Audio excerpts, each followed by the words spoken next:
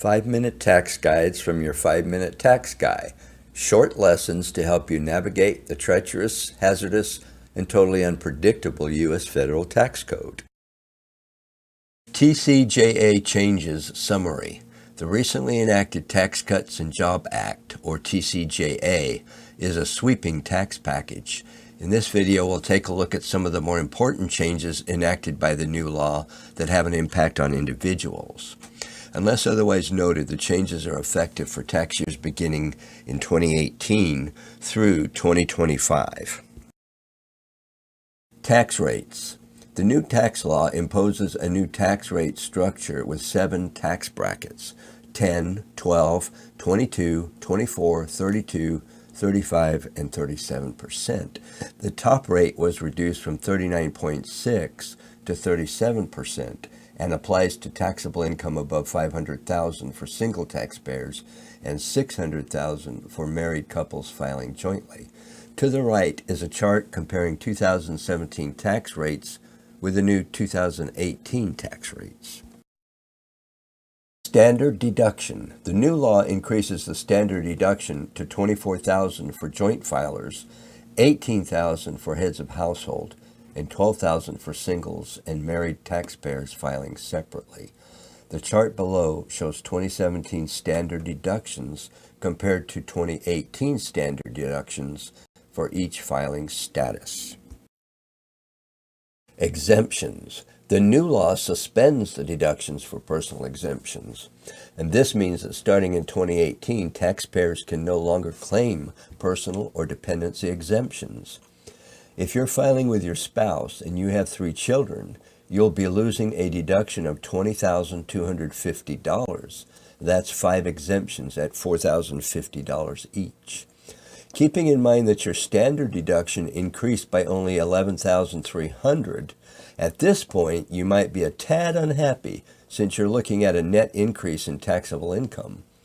But all is not lost. You may still be able to make up the difference. Be patient, we'll get to that in the next screen. Child and family tax credits. The new law increases the credit for qualifying children, i.e. children under 17, to $2,000 from $1,000 and increases to $1,400 the refundable portion of the credit. It also introduces a new non-refundable $500 credit for a taxpayer's dependents who are not qualifying children. The adjusted gross income level at which the credits begin to be phased out has been increased to $200,000 or $400,000 for married filing joint. Adjustments to income.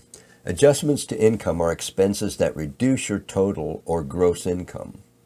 Adjustments to income reduce your tax bill but are not itemized deductions. These are listed separately on Schedule A. The TCJA affected some of these above-the-line deductions. Also, instead of appearing on page 1 of the Form 1040, they are now shown on a separate Schedule 1. Moving expenses. The deduction for job-related moving expenses has been eliminated except for certain military personnel, and the exclusion for moving expense reimbursements has also been suspended. Alimony. This change will be good news to some and bad news to others. For post-2018 divorce decrees and separation agreements, alimony will no longer be deductible by the paying spouse and will not be taxable to the receiving spouse. Healthcare mandate. Here's one that's sure to be welcomed by all. Beginning with the 2019 tax year, there is no longer a penalty for individuals who fail to maintain minimum essential health coverage. Note that I did say beginning with the 2019 tax year.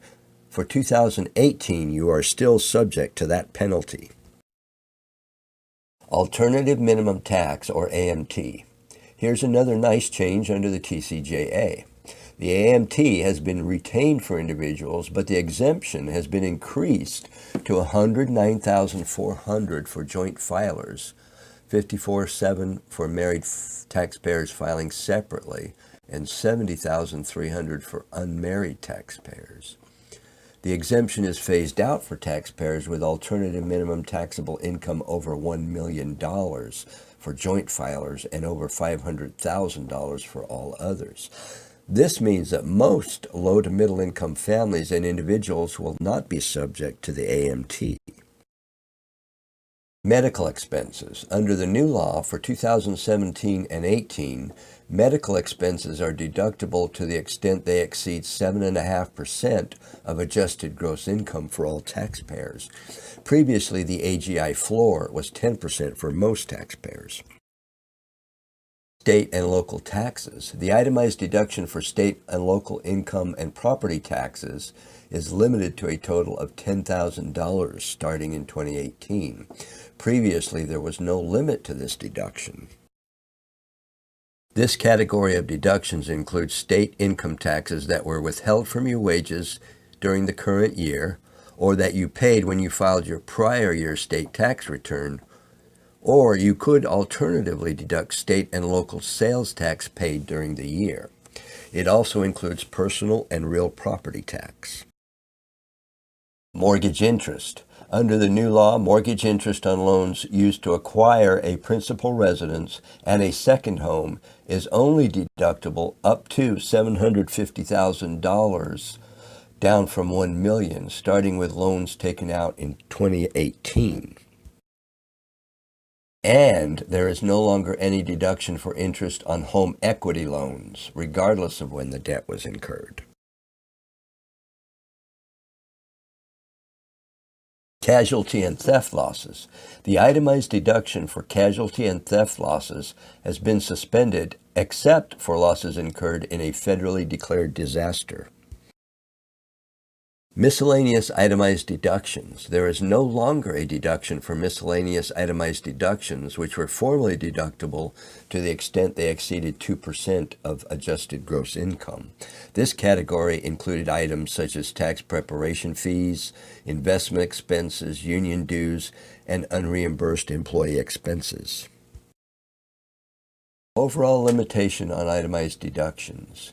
The new law suspends the overall limitation on itemized deductions that formerly applied to taxpayers whose adjusted gross income exceeded specified thresholds. This limitation was known as the Pease limitation.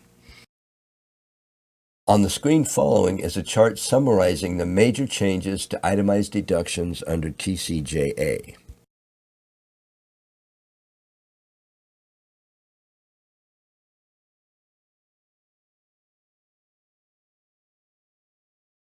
Qualified Business Income Deduction, or QBI.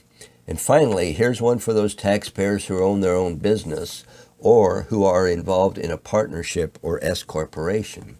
Starting in 2018, taxpayers are allowed a deduction equal to 20% of qualified business income, otherwise known as pass-through income, i.e. income from partnerships, S corporations, LLCs, and sole proprietorships.